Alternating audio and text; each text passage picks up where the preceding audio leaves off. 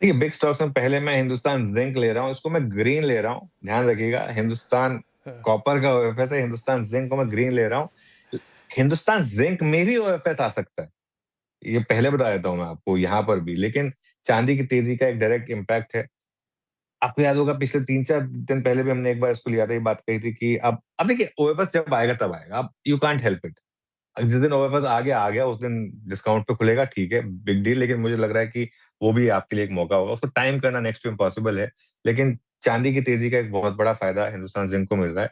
तो और अब क्योंकि हिंदुस्तान कॉपर का आ गया, तो हो सकता है हिंदुस्तान ज़िंक का अब ना आए सरकार, सरकार भी आपको याद मतलब एक ओएफएस के बाद स्पेस रखती है। एलआईसी का ओएफएस के बाद अब काफ़ी समय के बाद ये आया, तो एक मुझे लग रहा है एक ब्रीथिंग स्पेस मिल गई है हिंदुस्तान ज़िंक के लिए। तो इसके लिए मुझे लग रहा है कि आज यहाँ पर अच्छी रैली हो सकती है। क्योंकि हर कोई तैयारी कर रहा था हिंदुस्तान ज़िंक के ओएफएस की, आ गया हिंदुस्तान कॉपर का। तो इस वजह से ये मुझे लग रहा है कि आज एक अच्छा इम्पैक्ट यहाँ पर आ सकता है। उसके अलावा मुथूट और मन्नापुरम ये तो लगातार आई थिंक कितने 6-7 दिन हो गए हमने इसको पॉजिटिव में लिया था और उसके बाद से रुके नहीं है स्टॉक्स। आपने देखे ही है किस तरीके के मूव आए हैं इनमें। मन्नापुरम बीच में बैन में था, तो इस वजह से थोड़ा-सा उसका मूव थोड़ा-सा इम्पैक्ट हुआ था, लेकिन अदरवाइज़ मुथूट में तो वन वे तेज़ी रही है और ज़बरदस्त मूव है दोनों में। और गोल्ड की कीमतें जिस तरीके से ऊपर आ रही हैं, ये वापस एक स्ट्रक्चरल तेज़ी का इम्पैक्ट है। बस एक इश्यू क्या है कि दोनों एनबीएफसीज़ भी हैं और एनबीएफसीज़ में थोड़े इस समय हेडविंड्स हैं, लेकिन फिर भी ओवरऑल मुझे लग रहा है कि दोनों अच्छे हैं।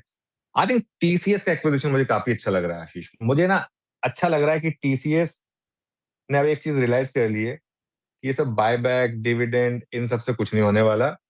अगर कुछ करना है तो आपको इनऑर्गेनिक मूव्स दिखाने होंगे।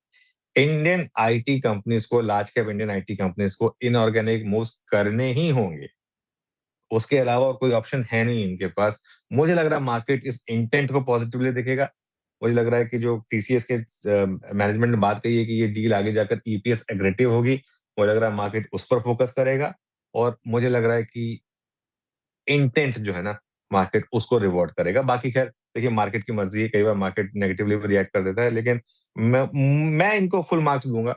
आपको याद होगा मैं टीसीएस के बारे में जब भी बात की मैंने कभी अपने आप को रोका नहीं है। अगर मेरे को नेगेटिव उनके बारे में बोलना हो तो मैं नेगेटिव भी बोला है, पॉज़िटिव बोलना हो तो पॉज़िटिव बोलना है। मेरा मानना ये है कि ये वाला जो मूव है ना इनका, इसको मैं एट लीस्ट इंटेंट के लिए मार्क्स दूँगा कि कम से कम कुछ कुछ तो कर रहे हैं कम से कम इस चीज़ को ब्रेकआउट करने के लिए।